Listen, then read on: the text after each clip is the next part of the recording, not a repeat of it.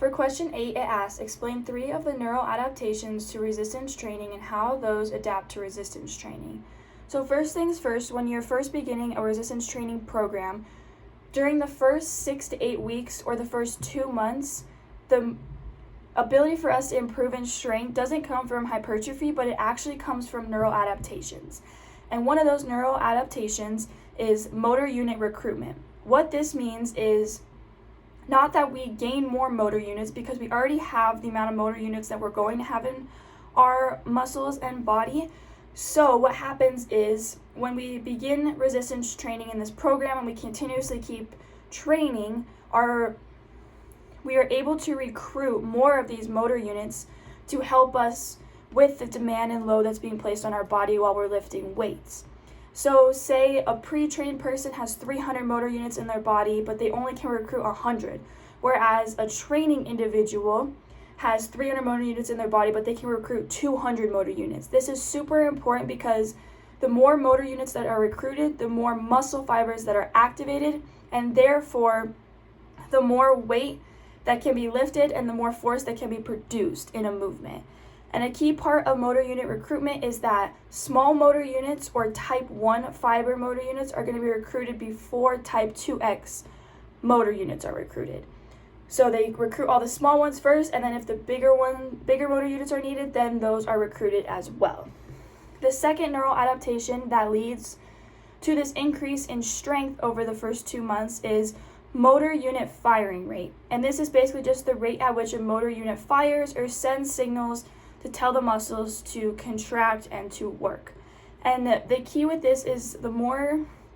that you exercise, the more that you are continuously sending these signals to the motor units to tell the muscles to work. So over time, these muscles start to get used to receiving those signals. And when they get used to receiving those signals can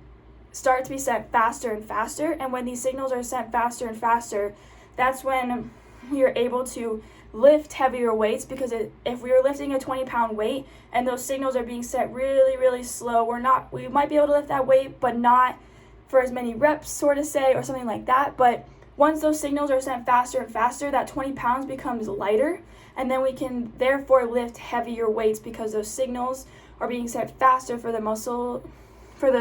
motor units to fire. And in addition, when the motor unit firing rate is increased, that means that those muscles are contracting and working faster and faster, therefore again allowing us to lift more weights.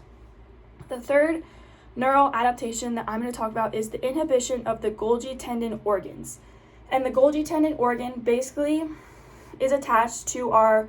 muscle and tendon, the tendon of the muscle, and it sends signals to the CNS about how much the muscle is being stretched and the tension that's being placed on it. This is important because during resistance training, you're lifting weight, which places a lot of stress and tension on your muscles and tendons. And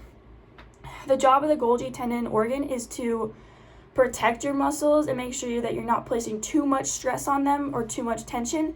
And when too much stress or tension is being placed on them, say you're trying to bicep curl a 50-pound dumbbell,